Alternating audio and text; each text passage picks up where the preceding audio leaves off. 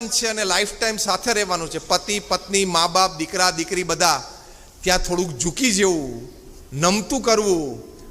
પ્રમુખ સ્વામી મારા 4 શબ્દ વાપરતા હતા: ખંભવું, ઘસાવવું, અનુકૂળ થવું અને મનગમતું મૂકવું.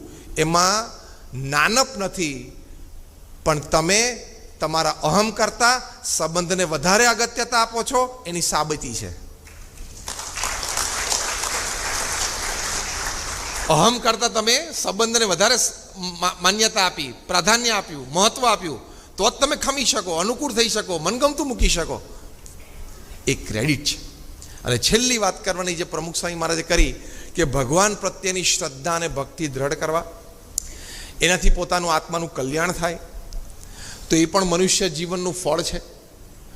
જે આપણે અત્યારે આ સેવા કરીએ છીએ, સમાજ સેવા એ ઉત્તમ સેવા છે, જન સેવા એ પ્રભુ સેવા છે.